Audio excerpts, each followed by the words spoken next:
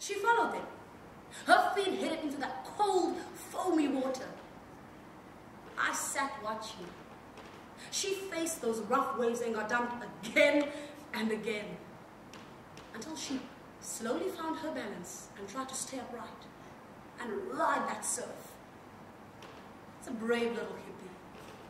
Sometimes I got away for a few hours or a day. Escape. I know her dad. I wanted to go live with my dad. And I wanted my sister to go live with her dad. He lives overseas, South America. Life would be good for her. River's dad doesn't visit her now. He cannot handle what she did. Life with her dad would be better. The dad came to visit the little one. He saw what he saw and wanted to take her home with him. Mom said, fuck that, they're my kids. Law won't let the dads take the kids. And she was right. It was wrong. She did move to her dad's later. She was about 16. I was great at dad's. So nice.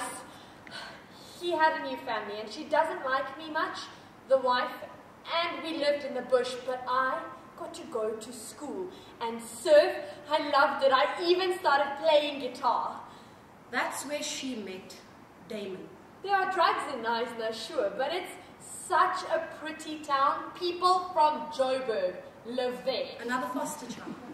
A messed up child. Living with foster father number 4. Some kids were snobby, but Damon was more like me. He liked me. He liked me, and we would talk, and we also did other things. But he said he would look after me. We got into too much trouble. Eventually, she went back to Cape Town. Or she got told to go. Was she causing too many problems for the new wife and the dad? The drugs? I'm not sure. My little sister.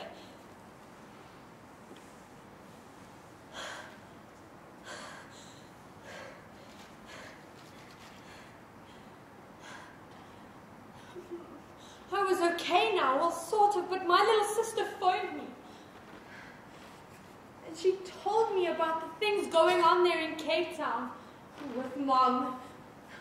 Or not with Mom, not with anyone that she should be with.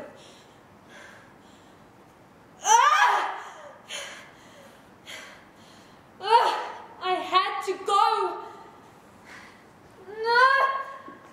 She moved back to Cape Town. But not to the Oudtshoorn stables or to Pinelands. Their mom had moved them across Cape Town to what might seem like a beachy retirement paradise. Fish Hoek. I moved back home with Mom. Damon followed her to Fish Hoek. Mom wouldn't send my sister to school, but she had to go to school. She could wear a uniform, and that would be so nice. I thought maybe because I'm older now, I can sort this mess out. Mom was always asleep.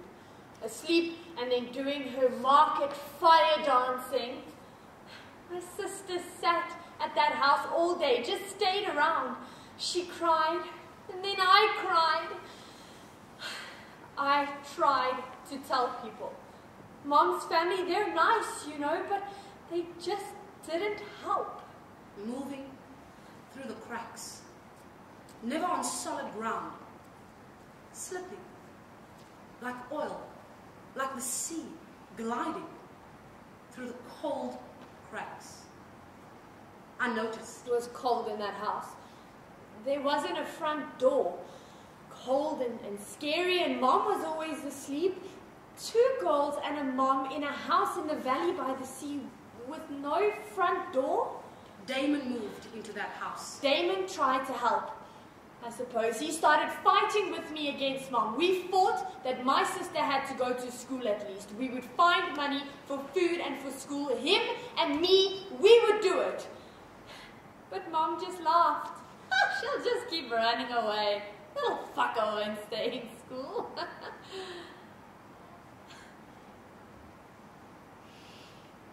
I thought, yes, she would. I did. The fights became louder. It was so frustrating. Damon found Tip. If only I could get her to school. Imagine. Tip is so cheap. If only she could go live with her dad far away and be okay. So easy to get hold of. If only Mom would let her. Just let me help. I'd hell that I went through. It makes them extremely aggressive. I got pregnant. Stories are in the papers almost daily. Tuk was the cause. Theft. Beating up their parents. Ellen Pakis killed her own son.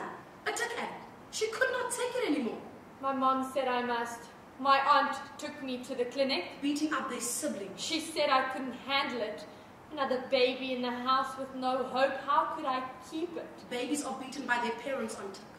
Once twins were beaten to death while strapped in their car seats and put down and forgotten at the front door. Some crazy party. Maybe they cried.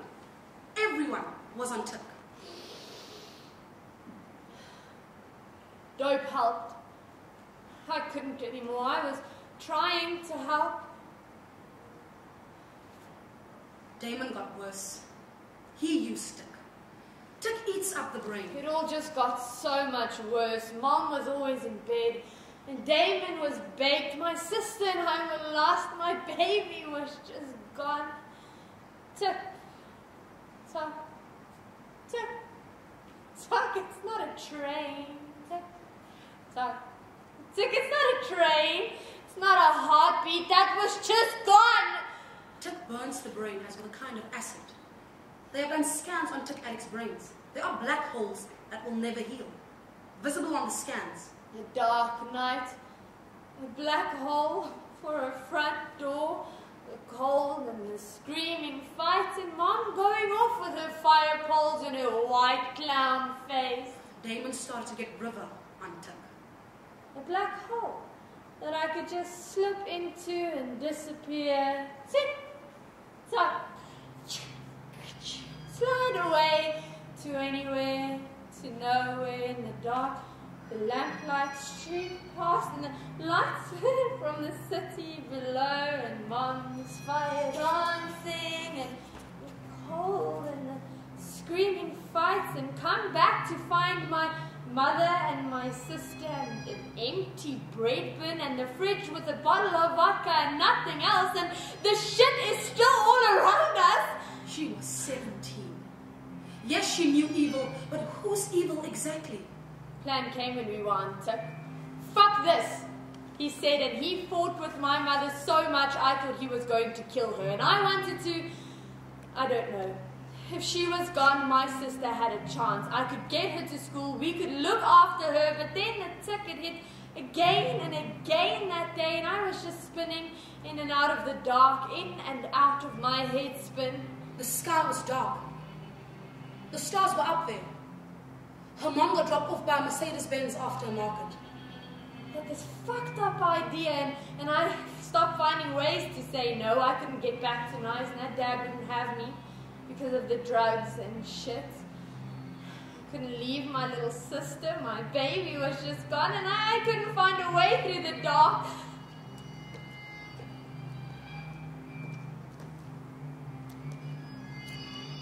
Was that a client? Was she earning money that way now? Who knew? First it seemed simple. He said, you hold her and tell her you're sorry for all of the fighting and the screaming, and I'll come up with a rope. Mom got out of the Merc, and I was thinking, who is that? He didn't come in, luckily. Unlucky for Mom, maybe. But she got out of the Merc, and the headlights just glided away. Smooth. It was quiet. Dark and quiet.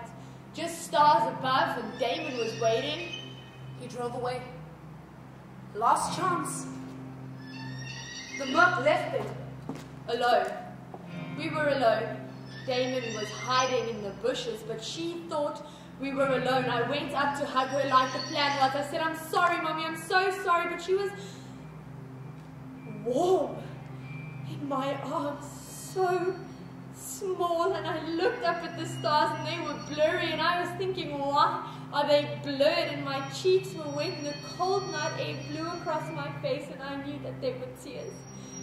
And my heart was on fire. I couldn't do it. I turned her around and we walked inside.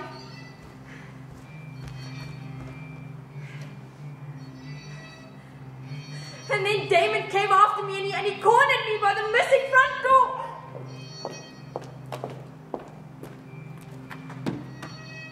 Her mom sat on a chair.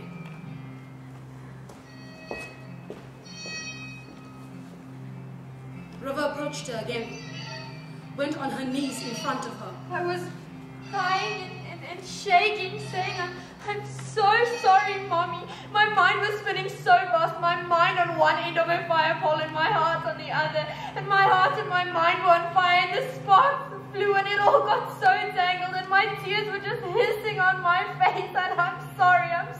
She held her while Damon approached from behind with a rope. I'm so sorry. I'm so sorry, Mommy. He strangled her. My sister in school smiling in a uniform. I'm sorry. The sparks flying and the shrieking. I'm sorry. She held her while Damon counted down 4 minutes, 240 seconds. Do you know how long that is? I'm sorry.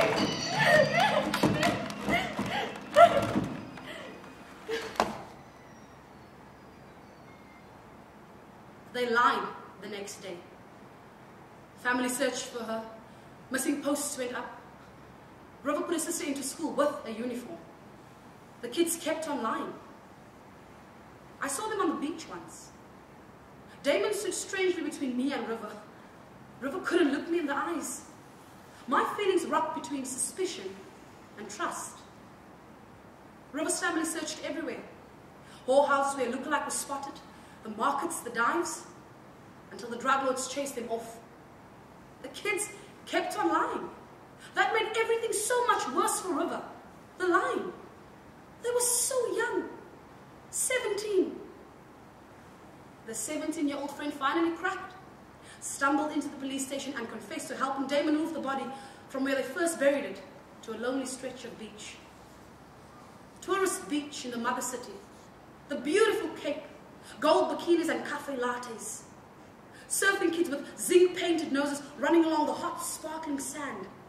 Color-up pools and helicopter tours in the clear blue skies. Underneath it all lay the rotting corpse of mother. Beneath what seems simple in our world. At night, the cold rain trickled between the loosest sand. Slowly, the cracks widened, and the truth became exposed. I miss her. She misses her. My sister is with her dad now. She's going to be okay. River's sister might be okay, but River's life? Sylvia visits me. Once a month, she brings me art supplies and fights for me to get online schooling. I'm the only one who goes to her. I go once a month. I'm a teacher. I teach her. Dad sent a guitar with Sylvia, but he hasn't come to see me yet.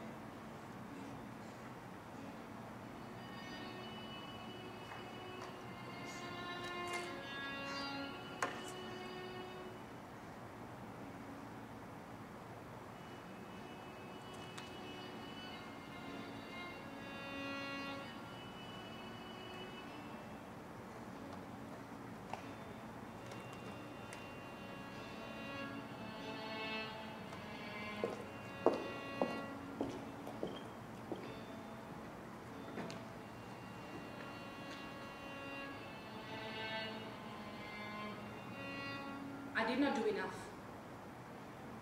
I did not do enough good. The headmaster asked me how I can still visit this girl after what she did to her mother. A teacher asks me this. Where was he when she needed him? A teacher with a school of his own. He's supposed to care for our youth. Now he calls her evil. River is not evil. She had no chance. She got judged harshly, rightly so. She killed her mother. The judge had no pity, but I still do. I do. We all let her down. Where was the headmaster? Where were the people who say they care about kids but lock their front doors at night? Where was the social network to save River from falling? The churches, the teachers, the psychologists. Where was the help? It drove off in a Porsche Cayenne and a Mercedes-Benz, leaving the problem behind. Not even throwing some money at it. It even drove off in my damn Golf, leaving small teeth full of holes and a world of pain on little shoulders. This whole system is rotting, and it's rotting beneath our feet. My sister's going to be okay. She has a chance in this life. I dream in here, I do, of climbing up these concrete walls, toes between cracks, fingers between cement blocks like steps. And then, there I am, looking out at the huge sky and the bright sun and the city twinkling under that old mother mountain. Maybe in 10 years when I get out, I'll just quietly slip back into that town unnoticed. Maybe I can become a mom and take my own kids horse riding at Odom Woodland Stables and see our old bus there. And when I see those grubby little hippie kids, I won't be scared of them. I'll listen to them when they tell me something, and I'll play my guitar to them, and I'll point to the train, and I'll tell them there's a way out, a good way. I'll help, because I remember the sound of her heartbeats and the swirls of her burning fire dancing. Of course I'm going to see her once a month for what it's worth. Maybe it's not too late. I have to believe that she can turn the story around. I'll take the good things in my life. Mom's smiling face and my sister dancing in the sun, and Sylvia taking me surfing with her sons, and Sylvia bringing me books to jail, and I'll build a kind of ladder, and I'll start climbing. Pulling myself up, leaving the dark of my cell. I paid. I'll never stop saying I'm sorry. I'll never stop begging for forgiveness. I learned. I know how quickly I can fall. But I can get back up. Sylvia told me to work hard and to believe. She loves me. So I have hope.